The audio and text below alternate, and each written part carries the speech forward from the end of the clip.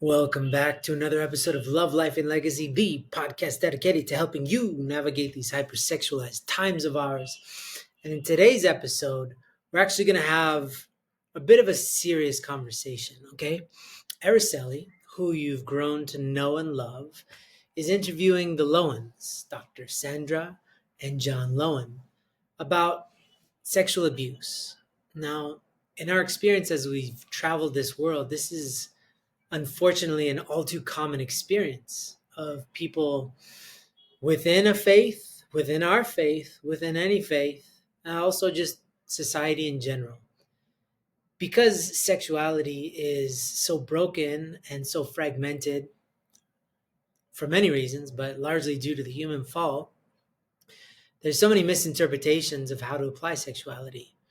And one of the most heinous forms of brokenness is the perpetuation of brokenness, which occurs through sexual abuse. And so we wanted to unpack this because not only is it probably far more common than you imagine, but the impacts are much more subtle than you might suspect as well. And so this is a very, intimate and important conversation. And it's the beginning of a conversation that we should all be having, is understanding what is sexual abuse, unpacking it so that we can learn both how to address it if we've experienced it, but also how to support those who have experienced it.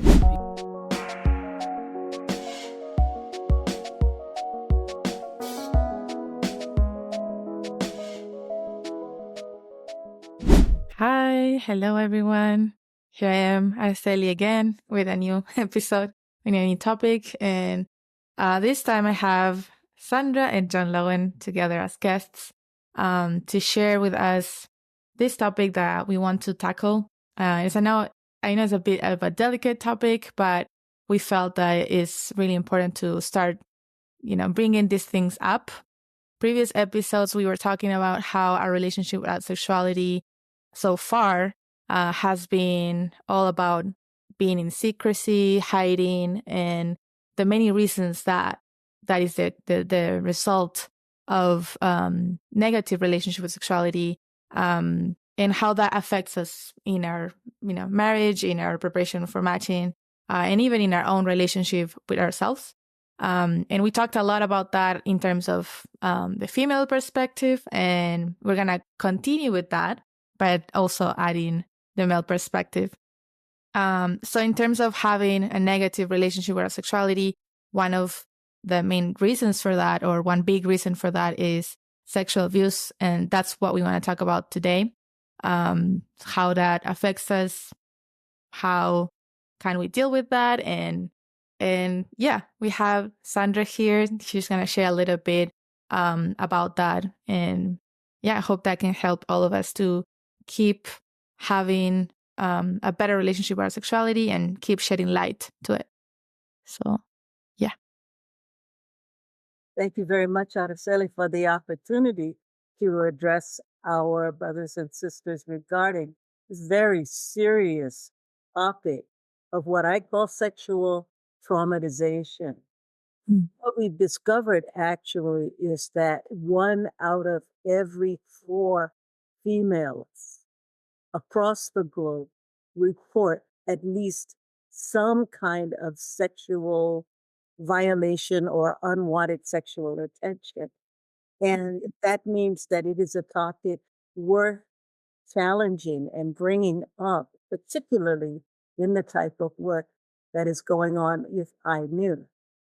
Because I think most people think, oh, well, someone was sexually active or someone had sexual experience, it must have been willful. But that is not the case at all. And I have had people who were victimized as early as age 4 in my practice. And this is something that, of course, never should happen. So let's see what is happening and why, and take an honest look at what's going on. So I would describe unwanted sexual attention as anything that occurs without a person's consent. And that does not mean coercion consent, that doesn't mean something that they felt they had to do or did for a reason, but something that occurs because someone else imposed his or her will upon an individual. So we start looking at, first of all, who are the people that are doing this perpetrating? And we find that they're authority figures many times. So teachers or religious leaders, coaches, people that we trust, such as police officers or relatives or neighbors, or our cohorts, such as sexualized companions that we have, our playmates, or fellow students, especially in college and the upper grade. And actually, unknown individuals are not as prevalent as we think. So when the violence is minimal, meaning that there is no physical wound or minimal physical wounds, then people will say, well, why didn't you say something? Why didn't you, or that was not so important, yeah, okay, so this person touched you. And I hope it's okay if sometimes I'm a little graphic, but I'm going to try to. Yeah, it's okay. I am a trauma therapist, so Mm-hmm. I've gotten used to dealing with more graphic things as we get people to think back on their situations. But my idea is not to re-traumatize. So what is the reason that people don't report violence or sexual violation more often? First of all, they may not recognize it as violation. So I've had people who said, well, what grandpa did or what uncle did was so gentle that it didn't feel right, but it wasn't hurtful. So maybe I wasn't raped, I wasn't violated because I didn't feel any pain. Some people will go through things and they don't want to get the violator in trouble. So if I tell mama what daddy did, then, bad things will happen. And I certainly have had people who told mom and dad, and that resulted in removal from the home, one parent leaving, somebody, all kinds of incredible things. Or the perpetrator may have told the victim, this is your fault. If you weren't so sexy, if you hadn't done this or that, if you didn't wear that outfit, I wouldn't have been tempted. In which case the person feels, oh, well, I was wrong. This is my fault what happened to me. And then, of course, a whole shame and guilt comes over, which we can talk about later. Or the perpetrator may have threatened to harm somebody else in the family. We all want to protect our family members, and it's surprising.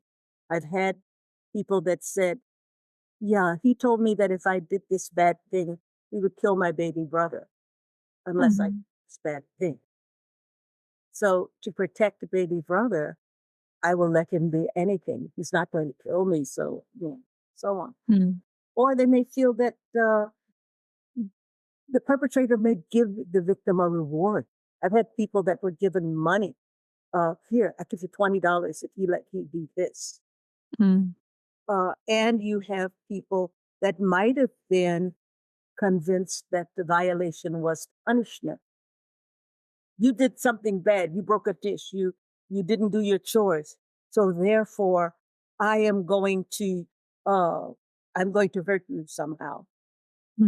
And of course, the coercion by a potential spouse, and this has happened, in which we find people that are going into the marriage relationship and there's a waiting period, but the potential spouse doesn't want to wait. And so the spouse says, well, I'll just leave you. And then what you'll do, you have to go back through the whole process again. This is happening unless you do this, because we're married anyway. So these are all things that you need to think about. Now, we know that there are ways in which we grow, and I talk about them. I am an Ericksonian in my therapeutic thinking. Erik Erikson was a psychologist who dealt with the 8 stages of human development.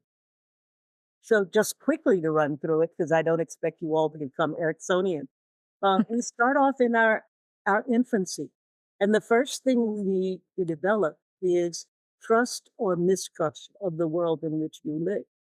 Mm. So if the baby is nurtured, the baby can trust his environment. If the baby's left cold and hungry for long periods of time, then the bond of trust with life is weakened, and the person is always a little suspicious. The second stage, we're dealing with early childhood.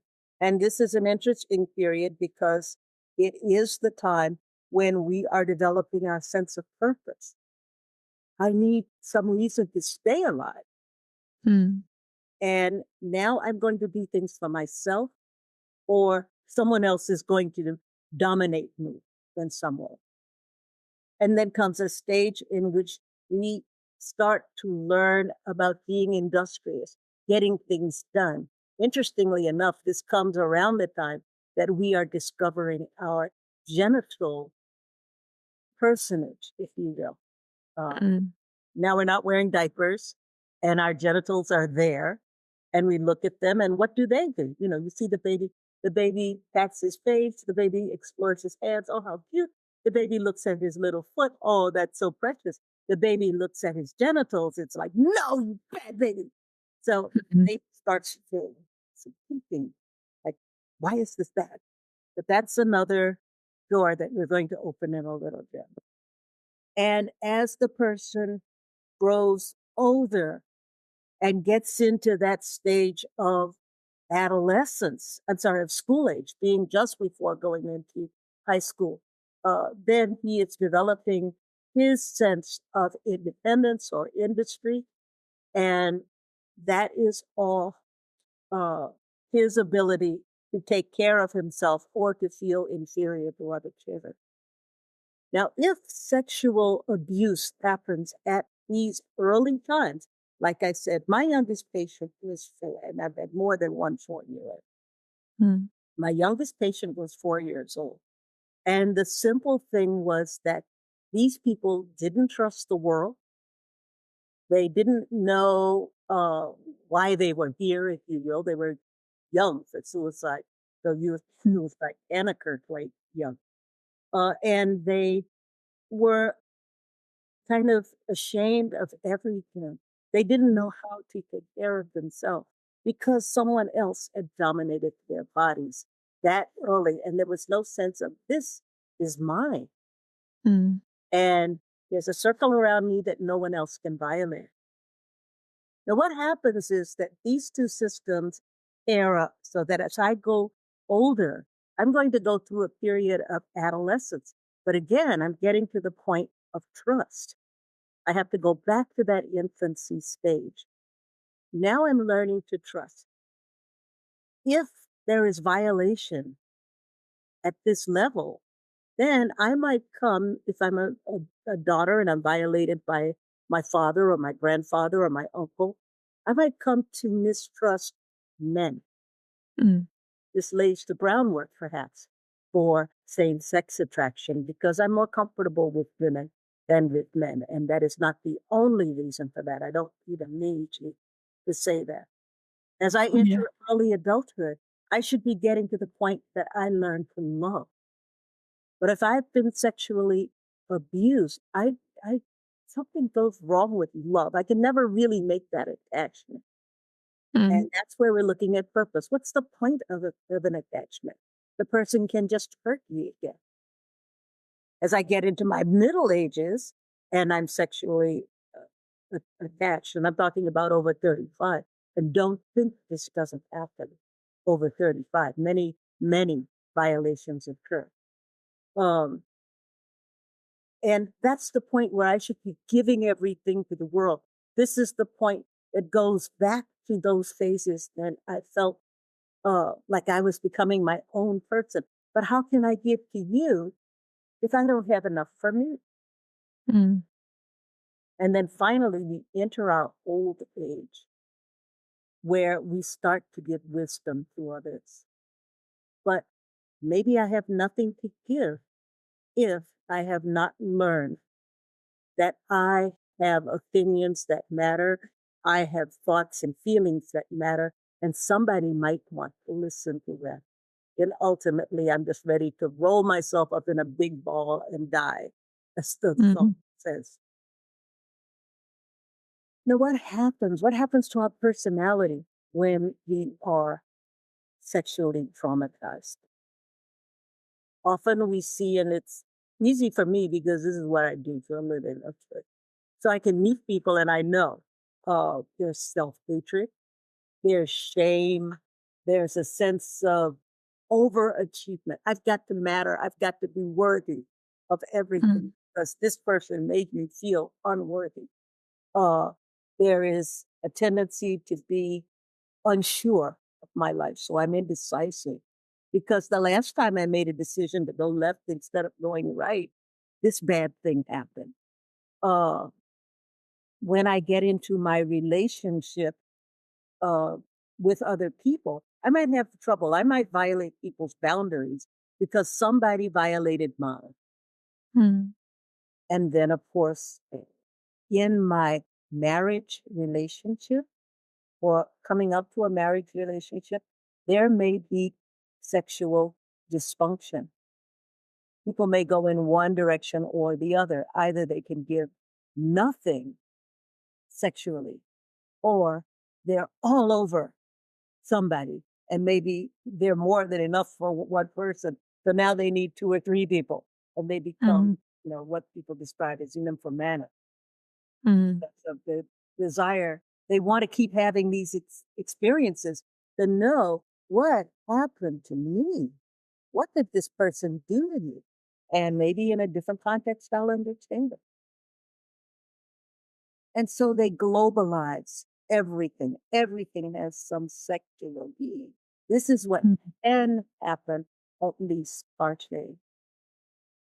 Now, why this becomes important to a group like by name or some of the other organizations that might find themselves interested in what sexual traumatization does is that that gives an added layer of why we think about violence.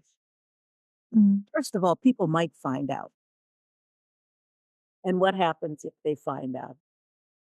Often, when someone who is not, what can I say? Someone who is not understanding of why something goes beyond gossip says something to someone else about me, then everybody knows. And I've had leaders come up to me and say, to hear about uh, this group of people that are in my Sunday school class, 4 of those girls have had sex, 4 of them. There's no question of why or how or what they've done or, what they consider sex. Some of us don't know. I had a girl come to me in tears once, really so resentful, so depressed. And I talked to her and she said, I fell. I said, what do you mean by that? What did you do?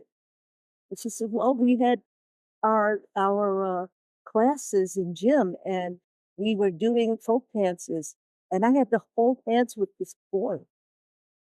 Oh my God. I'm like, okay. And she says, I had to hold hands with him. I could be pregnant now. Honestly, believed it because of the lack of education. Her parents tell that if they told her about sexual matters and how her body worked and all of those particulars, that they would sexualize her. Instead, they want her to be traumatized. This poor girl. Take this whole thing to it was nothing. But she confessed and cried and so on. And, I think she feels better now. So I don't think she became a dancer, but she certainly knows that that was now not how she was going to again. Again, there's the feeling maybe nobody will believe me. If I go to you and I say to you, John, this bad thing happens to you, and it's somebody that you know and love, you would say, they'd never do that. And I know that that's happened sometimes to our parents, sometimes to some of us. I feel a little creepy around Frank. And if Frank's wonderful. Why do you feel cranky? Maybe you have problems. You see how Mm, it works? yeah. And then again, people may feel like they would be kicked out. I know people that have left Darmusha, not because anybody knew anything, but because their fear, their terror was that they would be punished. They were bad people. They're going to hell anyway. So why not go out and have a good time? Mm, And I mean, we could go on and on with the reasons. Maybe the person would retaliate if I say you did this bad. And this is the case in a lot of trauma, not just sexual trauma. It's that fear that the perpetrator will retaliate. You shot me, yes. I live, but I'm not going to tell the police because maybe you'll come back and kill me now. Mm, Types of things. So what do we do when we run into a trauma? Victor, a person who thunders on trauma, whether fundraisers have been called in and suddenly find themselves in some situation they did be asked for. People mm, that's on the street. We do a lot of innocent things that can get us into some very serious trauma. And then you come back and you're looking at your central figure and you're thinking, I don't know if this guy's going to understand what just happened. Uh, So the first thing people need to learn that especially in the light of sexual traumatization, this is not the fact. mm, yeah. Somebody was diseased. What was it? Fathers of End Time. And he was giving a sermon and he said to the group, what would you do if he was saying this to the brothers, a sister came in and she was totally naked, beautiful and drunk. And she came in and she crawled into your bed. And one person said, Well, I hollered out. My ancestors were inside of me. Just And give I me said, the answer. witness. That was his response. I didn't know this guy. And that's the whole thing. But we learn and we teach our children, and our brothers and our uncles and our cousins and our aunts and our sisters, because women also perpetrate, that we teach people how to respect another human being. Yeah. Respect of another is a stair step to perfection. And this is something we need to learn. Second of all, we can help the victim to express what happened. So what happened to me? I don't know. If I'm 5 years old, I don't have the words for these things. Or I may have been so terrified that words escaped me. So we can say, yeah, somebody did something bad to me. They put their hands on me. I didn't like what they did. And help them to voice what's going on. And also, we can say to them, thank goodness every person is not like that person that hurt me. That is this person's fault, not the thought of all brothers, not the thought of all aunties, not the thought, but this one person did something bad. And what they did was wrong. We need to hold people's, I will say confessions because I never like the word, but to hold their revelations to us in private. Mm, Ultimately, we have to help them to find within themselves the self-love and the self-hope. Go back to those original things, the hope that they can trust and the purpose that they can differentiate what they are feeling from what the reality is, and all of these things so that they can start the healing process and come back to the point where they stand on the same footing as someone who never had to go through that kind of thing. And it's kind of a, I don't know, nutshell of what. mm. Yeah. Wow. Thank you. Um, I guess just to recap a little bit, you explained just now what sexual traumatization is, and it's anything, right? It doesn't have to be, we always think about the bigger things, but it can be such a small thing in our eyes, but to the person that, received that unwanted attention, unwanted behavior from someone else, their others' will were imposed on me, right? That's basically the concept, right? Anything that we perceived as that, it can be sexual traumatization, and how that will impact us at different stages of our life. That was really interesting to hear.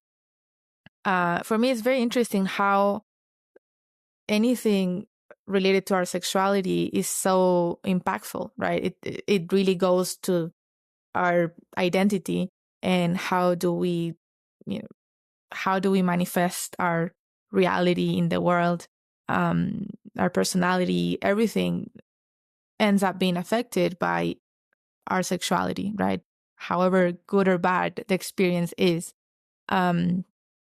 So we wanted to talk about this because we've received in our programs a lot of people, and some of those brothers and sisters had an experience like this, and they don't know sometimes how to deal with the aftermath of that, the trauma, how to overcome it, or maybe they have up to a level, but when they're thinking of moving forward with their lives to getting ready for marriage, for blessing, when sexuality becomes a much closer thing, then they don't know how to go about that whole process, right? So I guess we want to start that conversation and try to help them out in that process. And we want to hear also John's perspective. Before we move forward on this topic, I want to hear John on what Sandra had just shared. If there's something that you want to add for the male perspective as well.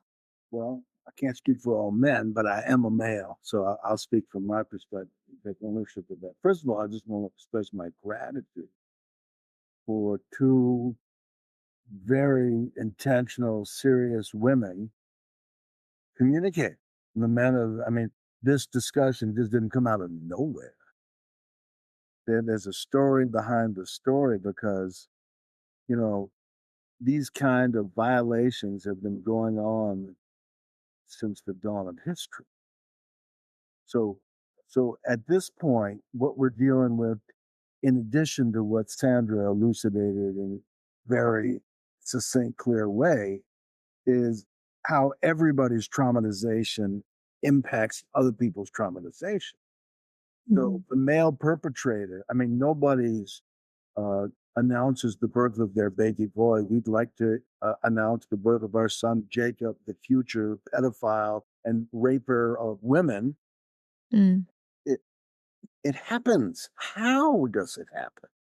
So my perspective, because I think it's very important what both of you mentioned just as a backdrop, this is a challenging piece to deal with because, one, we got to deal with it directly. At the same time, we don't want to leave people with despair, right? Yeah. And it's a double-edged sword, right? So I think for what we need to create is for men is a safe space. One of the first stages we talked about is trust. A lot of the issues that I deal with men and groups I deal with that I initiate, lead, or am part of is, one of the groups was named Men with Violent Feelings, Tender Hearts, Honorable Intentions. How do you deal with all those at the same time? Because they are there. Yeah. We are by nature, some of this, I'm not blaming God, but you got to say, hey, God, why did you make us the way you made us, right? We're competitive. I've yet to meet the man who's like, well, I want to win, but second place is okay. It's not. Okay. So when I was conceiving, the billion sperm were released, right? And the sperm that made it, which became me, when we all started, we didn't know who was going to make it. But I'll tell you this much: we know for sure it didn't start with unison prayer. Mm. Some of us are not going to make it, but we love you all. So I think there's an inherent insecurity in men because if you start out with 1,000,000,000 odds, how important can I be? So Mm. that second stage where you talk about identity, it's easy for us as men to feel like I'm really insignificant. We're not going to acknowledge that. But if those are your real feelings, that's kind of a precursor, an undercurrent of setting up for feeling violated or feeling not safe. So, the first one, other parts of, to feel safe means you're part of something. So, um, if I feel insignificant, unless I have someone to challenge that. I mean, in our relationship, I don't have a overtly violent history, but I understand why men do violent things. I worked in prison. Some of my most effective work was with murderers, rapists, and pedophiles because I felt it was important to establish rape, murder, and pedophilia and the undercurrent of violence is just not the issue of some select group of sick people. Mm. It's the issue of every man on the planet. And part of me wants to say I wasted 20 years with this woman trying to act like, oh, no, no, no, I take my life very seriously. I had thrown it away because I didn't believe I was ready. And I think my interpretation, I'd like to hear from you, your perspective. I think it's hard for mature women who have transcended or never been damaged on the core level and have the impulse to love to believe that men can have such low opinions of themselves.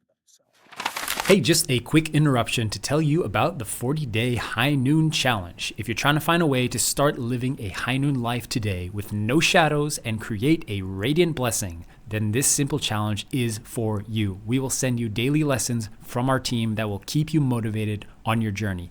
It's totally free, guys, and you'll get constant content directly to you. Just sign up today at highnoon.org/challenge. That is highnoon.org/challenge. All right, back to the show. Because the nature of competition is such, hey, if the only thing that matters is being a winner and I'm not the winner, then what am I? So how did you figure out that Mr. Confidence over here wasn't really that person? And how did you get into say, I think, first of all, men have a biological or physiological advantage because most men are bigger than most women. Mm. So you outweigh me by what, 85 pounds? oh, since my belly has grown more than that? It's going to bring up the fact that I've lost you. Well, good. But if you want to go there, so that's one thing. If I am a man and I'm feeling inferior to another man, I'm always going to be able to find a woman that I can dominate. Mhm. And I think just what you're bringing up here is that sexuality is what we see as, someone rapes somebody. It's rarely that the person was so attractive and could control himself. It is a show of power. I can't Mhm. him, but I can dominate her. And therefore I will feel more powerful. So for most men entering into a relationship, uh, especially marital relationship, ideally the woman is able to understand that. So without getting personal, John Sandra, I would say that a good woman, an insightful woman, recognizes that all men have a struggle to tell. Mm. Always some men, there's always some stare down that men are having with each other. And that therefore the kind woman, the loving woman, the understanding woman is able to say to the man, yeah, you know, I know you're always pleased in this house. Doesn't mean you rule everything, but it does mean that I always have a level of love and respect for you because I care for you. I love you. So, Yeah. yeah. Because I think there's we are who we are as unique individuals, but there's a collective part, and it deals with the nature of the feminine side of God and the masculine side of God. The feminine side of God, and this is more from my Jewish background, the mystical, Kabbalistic understanding of the nature of God. But the feminine side of God has no faith. It loves everybody no matter what, unconditionally. Right? But if you ask her, where are we going? She doesn't have a plan. It's just, I'm just going to love everybody. Where are we going? That's the masculine side of God's job, So the masculine side plants a unique seed inside of each one of us. And that masculine God is checking to see, well, did you notice the seed that I planted in the garden of your soul that I only gave to you? Because if you don't discover that, you're not going to be able to stand up to the competition and the oppression in the world. And ultimately, the good news for my brothers is this. There's only one place. We all want to be king. But when you go up the mountain in terms of external power, the higher you get, the nastier it gets, and the quicker people will kill. It's not just the mafia that kills their enemy. Anyone in a position of power, they'd like to make it work out, but like nothing personal, but you're interfering with my power. No, the personal one, but kill you or arrange you to disappear. The only place where we can be the king and have no competition is in the internal realm of that second part, which you talked about, which is purpose. So the earth, why did God create the earth? It was made in the image of woman. God was thinking of woman, and then he created the earth as a tribute to woman. So I can fight over the symbol of woman, or I can win the trust of a woman. So for me, the part of me that wants to be gangster, right? I look at other men and I say, does your woman know you the way my woman does me? Does your woman trust you the way mine does? And that aggression gets dealt with other men, but I don't have to tear them down. I can become the elder brother. And they say, well, if they feel intimidated, instead of me having to destroy them, I'll say, come on, let's talk. I'll pass on the knowledge I learned. Mm-hmm. And so I think there's a place where opposites attract. That's the masculine, feminine energy. But something went really wrong in the beginning, right? So the healing happens between, they say likes attract. So this conversation didn't happen from some brilliant insight I had. It happened from these two women talking with each other and just spontaneously, hey, you gotta do this. So the place where in my journey with other men, I'm thinking in terms of eternity, we all got to take ownership for the fact that we brought murder into this world. We brought rape into this world. The question is not whether we're good, bad, or irredeemable people. Wrong question. The question is, as men who take ownership, what are we going to do about it? So I think if men realize it doesn't matter how you messed up, what stupid stuff you've done, what are we going to do about it? Then there's hope. Without hope, if I got nothing to lose, well, why not steal? But look, I got nothing to lose. Anything makes sense. So I think we do need hope, and ultimately we need to see it through the lens of couple, because some of these problems, there's no way to resolve it other than a man and woman communicate. However, before we get to that, before this conversation happened, you and Sandra had a lot of talk. David and I, your man, he and I did a lot of talking. So I think that there's an infrastructure to healing on a planetary level, and there's a lot of work that's addressing that consciousness the Queen and I were going to be going to a conference that deals with collective trauma, the things that happen that affect entire communities, right? And Yeah. also, I had the privilege of working closely with Reverend Wampil Kim, and someone had asked his opinion about the implications of the fall and all the stuff that he was working on targeting nieces, and talked with Reverend Kim for like 8 hours. And finally, in the end, the brother said, "Well, what do you think, Reverend Kim?" And he says, "I'm not a smart guy like you. I'm just a simple farmer. But here's what I do know. At the time of the fall, Adam was feeling something and thinking. Eve was feeling something and thinking something, and God. So until all three of them are together and everybody knows what everybody was thinking and feeling and can hear it and be okay with it, we're stuck under the power of the fall. So for me, I feel that just being able to listen to Samuel, it's a powerful tool. But I really feel I'm deeply involved with restoration. I don't have to say, "Were you sexually traumatized? What can I do to help?" Sometimes just being able to be present so that you can make, because in those developmental stages, there's trust, and then there's the second one, which is identity. How well the people that we love, how well do we know them and understand them? What are the forces that drive them? Because loving someone and understanding them are not.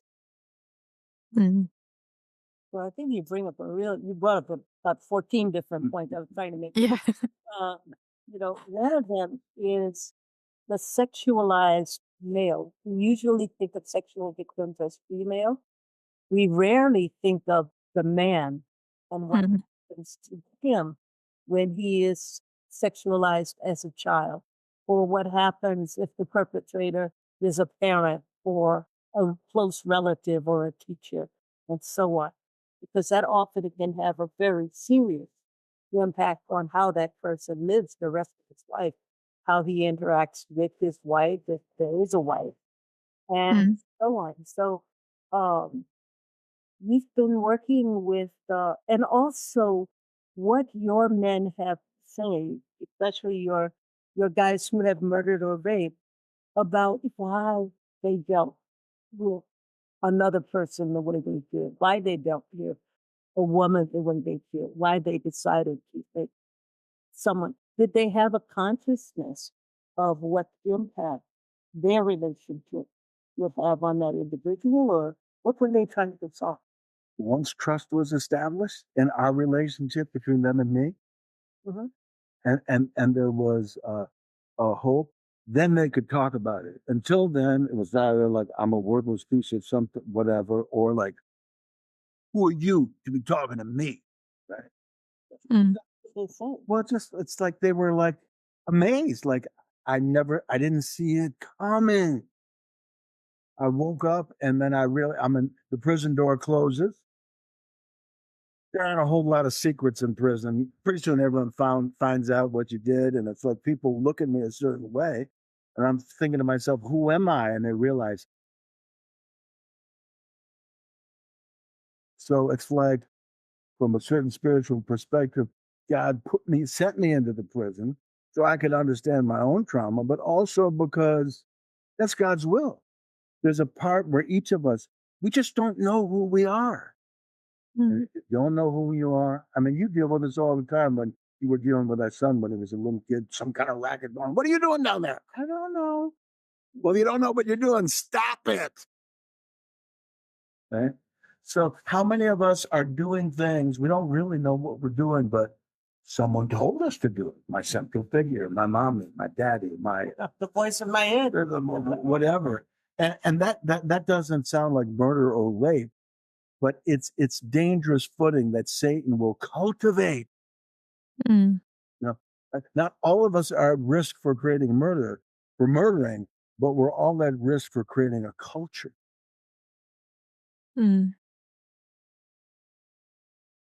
So that's why we're talking about it. So that we can, stop that cycle. But I want Go to ahead. point out too the power of the feminine side. You women, you were the ones who had the courage, and you weren't saying, "Oh, we got to do this." It just came natural for you. You wouldn't say it. She just went, "Hey, we're gonna be doing blah blah blah," but you'd like you to come in and you said your thought that. Mm, So I think there's something, the root of life. It starts with the feminine side, and I think one of the things that's hard for us as men to deal with is that y'all are more powerful than us when it comes to emotional essence. Right? So before I was a man, I've always was a man hardware wise, right? But emotionally in the program, when I was inside my mother's womb, all the signals, all the direction came from the chemical connection between her umbilical cord and me. I was female. mm, When I was in her arms, I was an extension of her. Right? So mm, that transition going from the feminine, which is we're connected, to I'm a unique individual. I don't think we've fully looked at what that takes. Because, mhm, when I was in my mother's arms and was like, "Hey, ain't we great? This is," and then at some point she puts me down here, go deal with your daddy. Who's him? mm, So an interesting point you brought up there, because we do know that the everyone starts out with double extremes. And it's been said that masculinity is the broken extreme, the XY, so that the whole earth is always trying to get back to the feminine. We describe Mother Earth. I don't hear many people talk about Father Earth. And I find it like the fact that there is so much going on in this world of destruction of our planet. mm, That makes me think of the fact that it's a power struggle. You can't be more powerful than I am. Watch me tear you apart. mm, And we do that in relationship, husband to wife. Many of my clients have been girls whose fathers were maybe not raping them, but were in that position of tearing them down. And that is what mm, it is. It's a tearing down of the person. Or even the husband-wife relationship where one dominates the other in a way that is so negative that it causes the other to withdraw. And we are doing that at every level from, mm, and that's what I'm saying, from the husband wife level to the parent child level to the global level to the planetary level. mm, We need to stop hurting our feminine side, particularly, but also our masculine side. We need to mm, use the elements of the earth for more peaceful reasons.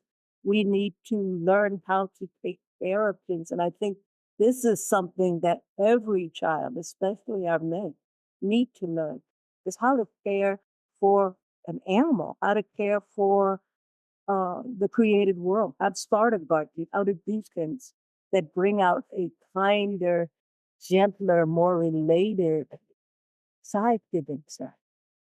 mm, Because that ultimately is what will develop in us the tenderness. Now, I've had clients who have gone through traumatic situations, and I've had them, when I say act out, we try the issue. One of the big issues is the person that hurt me, just never brought the child. mm, The justice.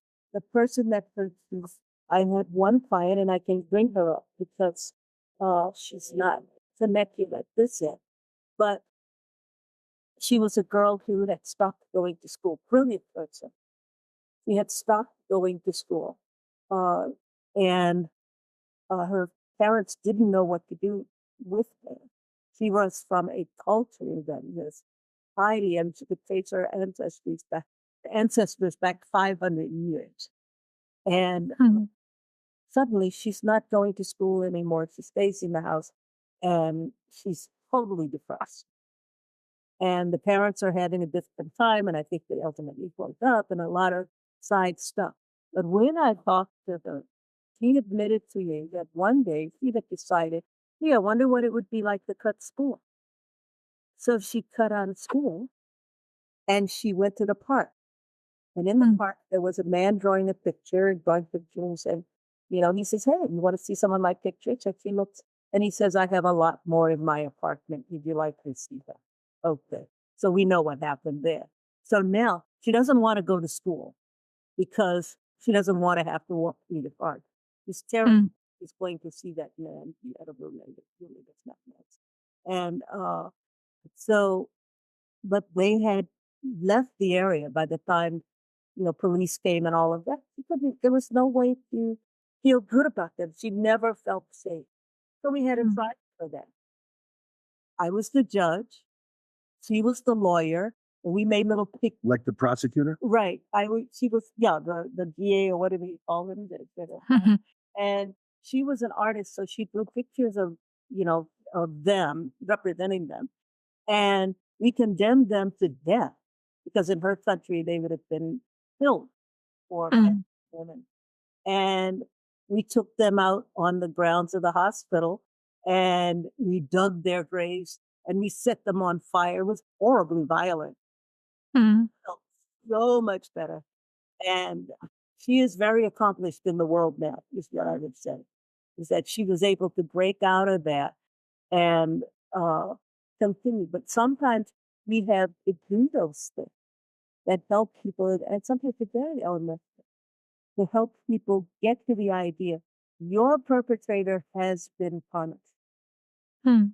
So whether he's in jail for 20 years because he got caught doing what he's doing, or whether he's still walking the streets and, happily doing whatever he does, and you have to see him on a certain mission or basis, this is going on, and it's really a way of our finding out how to help our perpetrator die, in a sense, Mm. but a way to help. Because once that person is out of the way, we're free to fly. Mm. So being able to somehow deal with that, and also the need to make it known.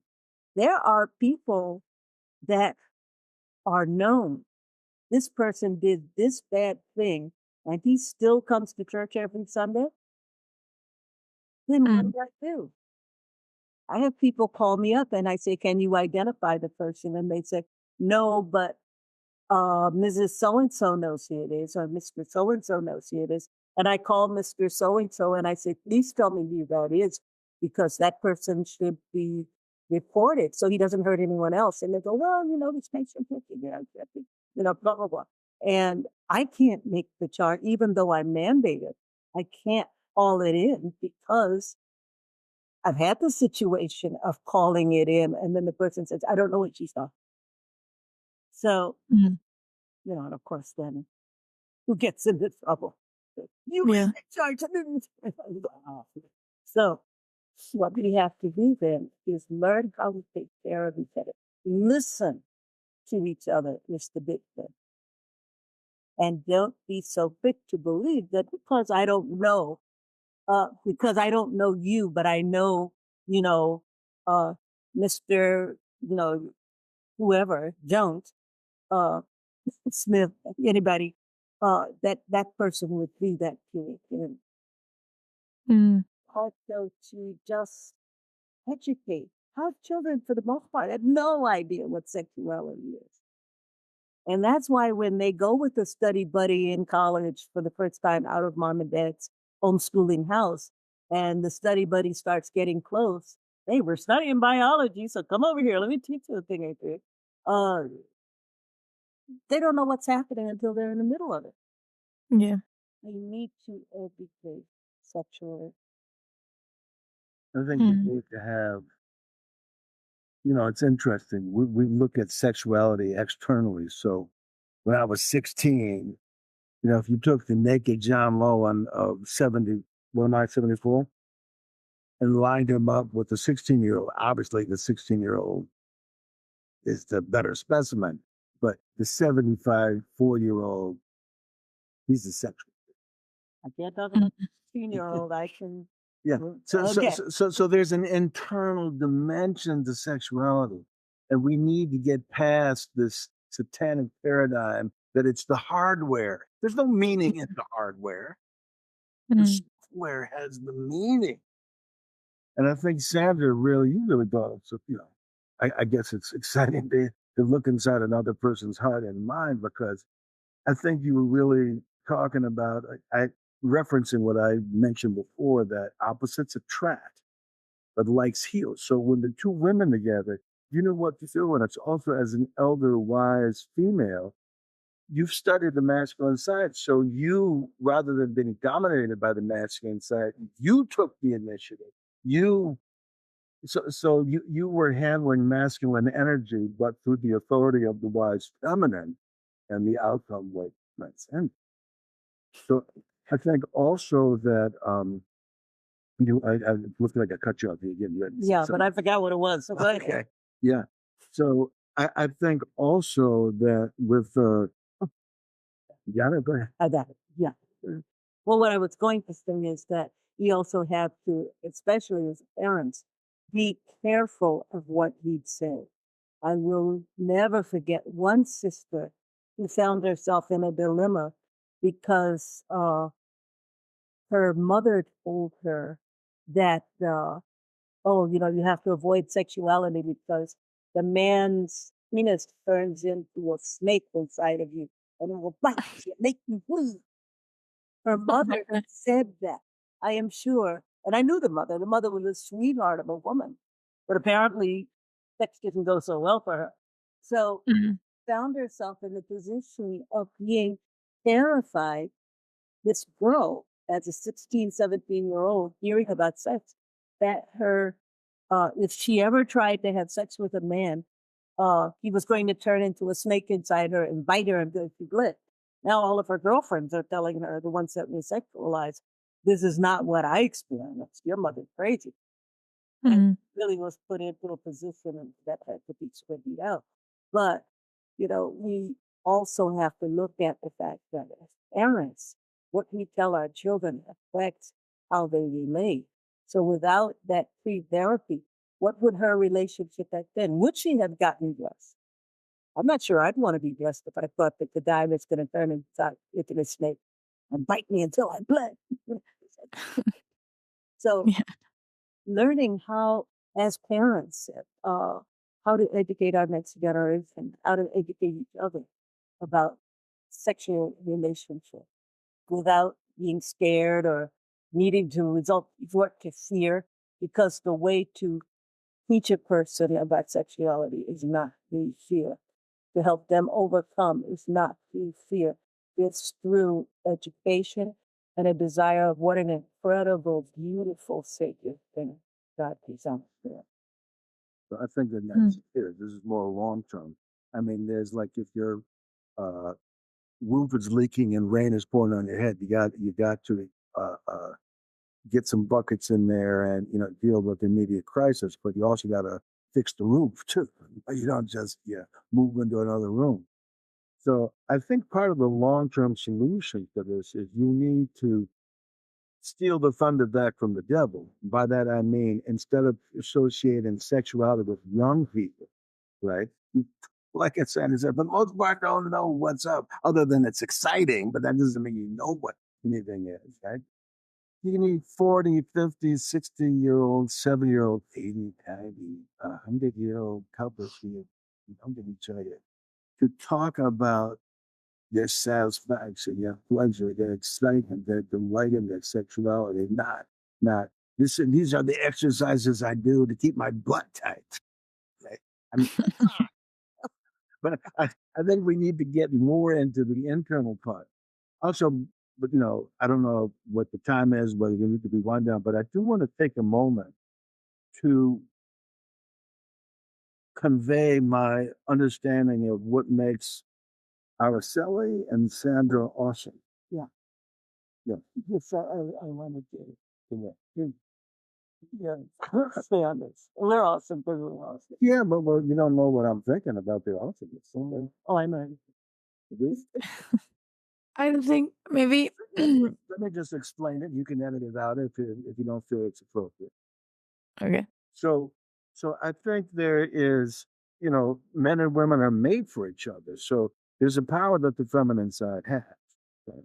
So how does a great woman has the power and lets the man know, hey, I see you, I see you. You're not going to run if they find me, and at the same time doesn't make him feel like he's in trouble. So I know I'm not getting away with anything. I mean, when I first saw this one, the first time I saw it, I actually said, I pity the man blessed of this woman. Because I knew you can't sneak anything by her. And I experienced you the same. I knew you were like that when you were 10. Nobody was listing anything by you. But there's also a place where Sandra says, come in. And Sandra, even though she knows she's assisting me to become the man I need to be, she's not saying at the end, yeah, well, 50% of your masculinity belongs to me. You own me because I helped create you. So there's a place where women can nurture with respecting the need for autonomy, which is one of the places in there. And I think that combination is necessary for a man to transcend the aggression and the potential for violence. You got to see the kindness and the possibility of a woman who's not scared of your power if you know who you are. And the truth is, as men, we can't know who we are without your assistance. And I don't think you can be fulfilled without a man studying you. So I've been studying both of you. So I want to share a little bit about that. And you guys feel free to end it out. I would like to say something before we move on. There were things specifically that you wanted to be addressed. Well, just said, Yeah. Yeah. Well, first, I would like to recap a little bit of what we've been saying because we said a lot of things. We went to a lot of places. All of them connected, though, for sure. But for an audience that may be trying to connect the dots, I want to try to help you with that because sometimes it's a bit too broad. And I guess I want to start with this idea of the internal reality of sexuality, right? We don't really put an emphasis on that. As you mentioned, we don't even know much about sexuality in general, but then even the internal reality or aspect of sexuality, we don't go deep into it and how important it is to develop that and our personality, our identity, our values, all of that goes into our sexuality as well, or our sexuality goes into all of this as well. And this is why, right, talking about traumatization, sexual traumatization, the impact of something like that is so big, right, on our identity, our purpose, our worth, right? Because it's all connected, and our ability to trust, our ability to love. And it is very important that we are able to recognize that sexuality can lead to an amazing thing, right? That we know we know as single young adults as for our parents, but also we can see that for our friends that have received the blessing, or for our own couples, how love and sexuality and all of that can be such a holy place of connection, right? But when that is violated, it leads to mistrust. It leads to feeling loneliness, and yeah, not understanding what is the point of all of this, what is the meaning of all of this, which is what you mentioned on those stages of development, right?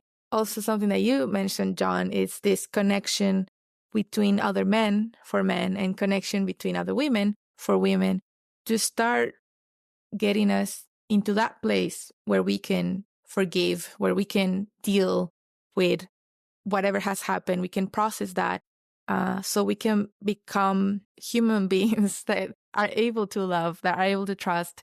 And it starts with our own relationship with our own gender, right? With our sisters, with our elder sister, our mothers. And for men, their brothers, elder brothers, fathers. it starts there, right? Being able to talk about these things, being able to feel the feelings, being able to see those things. And one important thing is also understanding who we are outside of what happened, right? Or even through what happened, understanding who we are in order to then eventually be able to love other persons, right? Other people, learn to love other people. First, learn to love ourselves, right? I think that's the hardest part when we are dealing with something like this, is to love ourselves, to be able to understand what happened, and through that understanding, loving ourselves. And then from then on, we can move forward to loving others, receiving love from others, right? Yeah, I guess just like a very quick summary of what you all shared. I guess it is important also to understand the negative feelings that come with that. The frustration, the anger, the feeling violated, right? The being able to feel those things and then find a healthy way to let them out, right? As you mentioned, you had this court type of acting with this patient that you had. And I think that's a great way to do it, in a way that you control those actions. You are in control of that. And, we can only control our actions, right? So then in terms of how we feel towards the perpetrator, we can own the way that we then process that whole thing, and how we can then feel that justice was done, right? That we can feel safe now, once we have done this ritual, whatever ritual you may need, right? And I think that's also very important to recognize that there is resentment, that there is, all of these negative feelings around, which of course makes sense, that don't allow us to feel safe to love, to feel safe to trust. And it is important to process that so that we are able to then love and trust and, then become a person that can contribute to the world, that can be part of the world, connected to the world, right? So I think, you can correct me if that was a accurate summary to what you all shared. I'm pretty impressed. And then also we were talking about how all of this deals with the fall, right? The fall, being this big event in our history of humanity where all these negative things started happening, the origin of all of these things. When we start thinking about matching, blessing, marriage, all of these things come up in one way or another. Even if we are not directly related to, sexual traumatization, we have never gone through that. We have ancestors, right? We have a whole history of the feminine side for women and for the male side for men that we have to deal with when we are about to deal with someone from the opposite gender, and how we can connect with them. And there's a process of, I guess, understanding this whole thing, and then forgiving and owning what can we do, right? How can we solve this? Even if we weren't directly the person that did anything, right? We still have a part to take in this whole thing, because it's all collective. It's all, human. So it's also good to be aware that that is going to happen, right? And if you had a negative, even more direct relationship with negative relationship with sexuality, having some trauma, then that is going to be even harder, right? And even, of course, it's unfortunate that it happened, but since it happened, once we are able to accept that it happened, then it's up to you, the victim, or the person that had that happen. I don't want to say victim, but it is up to you to then own how you want to deal with that, and how can you take the power from that away and take it back yourself, empower yourself to connect through your sexuality, through your identity, through your purpose, through who you are, to connect to another person. And little by little, right, everyone is in a way contributing to solving this big thing that is this, the fall that happened, and that really affects our relationship with, men and women, right? So yeah, just wanted to If you didn't, you, the audience, sisters, brothers, if you weren't able to understand what John and Sandra were saying and why all the things were connected, I think that was for me what I got from them, that it's really important for you to be aware if you had a trauma happened. But if you didn't, if you're still indirectly connected to it, and it's important to understand that as well, to help others if you can. So yeah, I want to pass the microphone back to you, Sandra. You're going to say something. Well, I was just going to say sometimes you're getting a new thought and it's hard to articulate it in a way that can be summarized because it wasn't so clear. But listening to you summarize so many of the things, I think I can say it more succinctly now. As we mature as men and women, we incorporate both the masculine and the feminine side.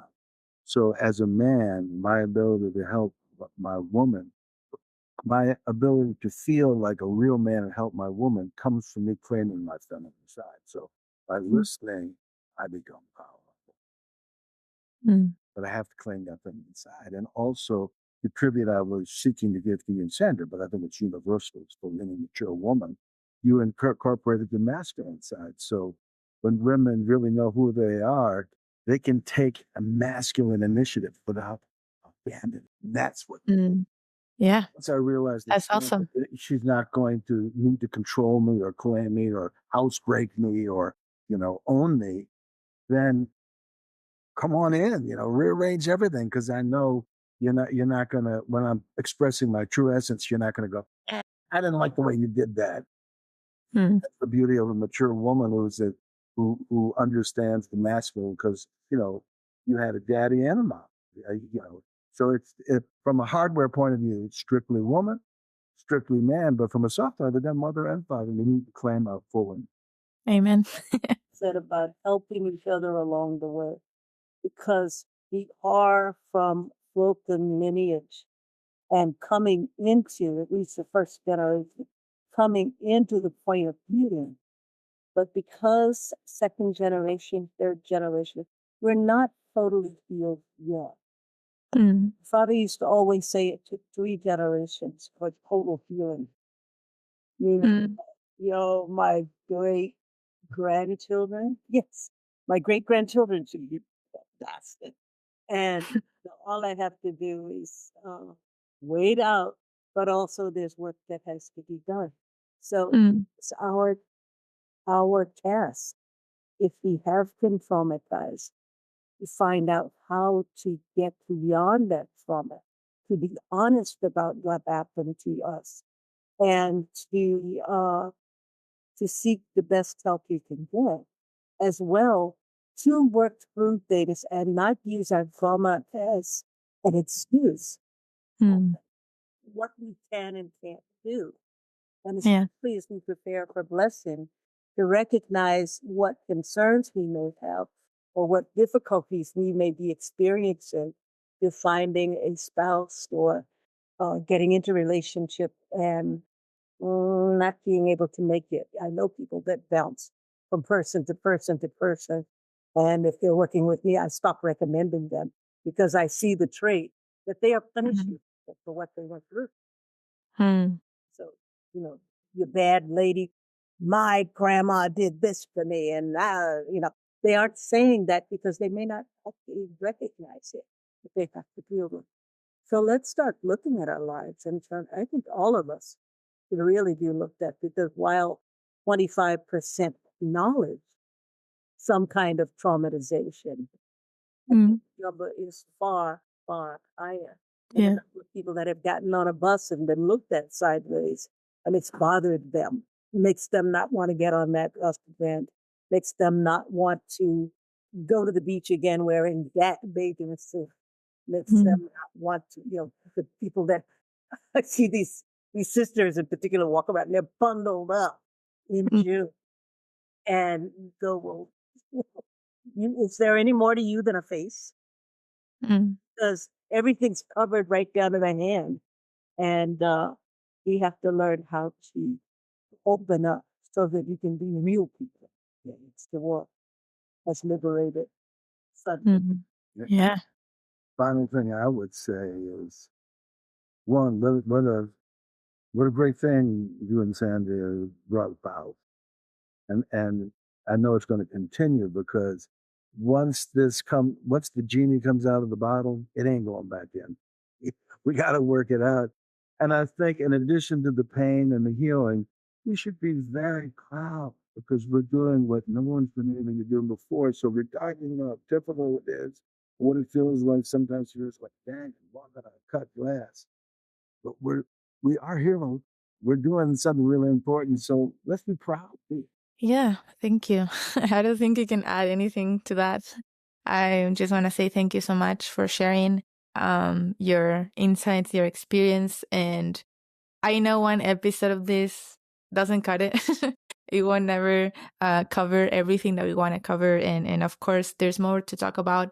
But we wanted to start this conversation. And yeah, I'll try to kickstart that reflection in all of you and try to see for yourselves if there is something that you haven't admitted that you weren't able to recognize, or if you already know, what are some possible next things to reflect on yourself in order to continue your journey to healing, to becoming whole again.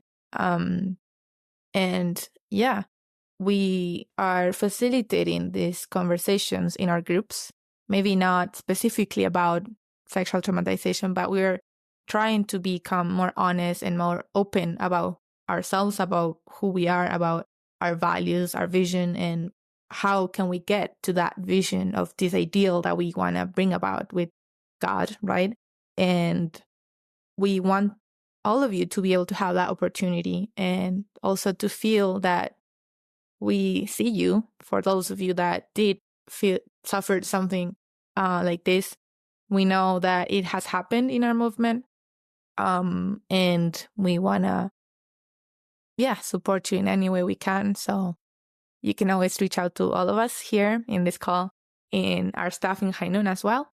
And yeah, we hope that this was a conversation that helped you in some way. Any last words from John and Sandra?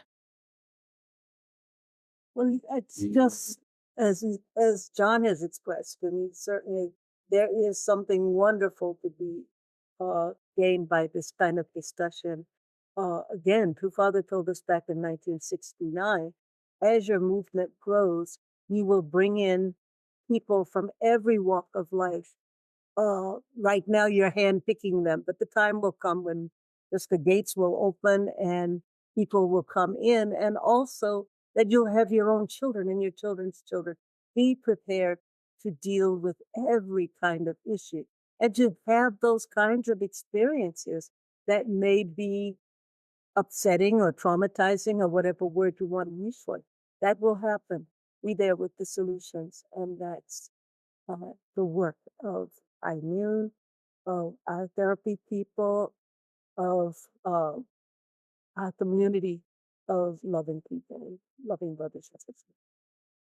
Yeah. Me, what I got from this conversation was an awareness that just not my couple, there's also an invisible couple inside of myself, which is the marriage of the masculine and feminine side that don't know how to deal with it. So my masculine side, like that from my father, wants to work even harder and have more brilliant insights. And I'm willing to let him know, I see your brilliance, it's okay. The feminine looks out and wants to say, Araceli, and thank you. Thank you. Yeah, thank you so much. Yeah, one last thing from me is this last point that you mentioned, that we can be the one person in our lineage that starts the work towards a different path. And even though it's hard, it can be painful, and everything is worth it for our sake, but also for our future generations and the healing that bring about. So yeah, feel like heroes because you're doing that work. Be proud of that. And yeah, we are here to help with that as well. And yeah, have a great reflection after this. Yeah, thank you. Bye. See you next time. Hey, did you know that our team wants to do more events? Well, if you want to bring the High Noon message to your community or group, then let us know and we'll try to work something out. There's a simple application that you can fill out right now at highnoon.org/invite. And one of our team members will get back to you to see what's possible. That's highnoon.org/invite. All right, see you in the next episode.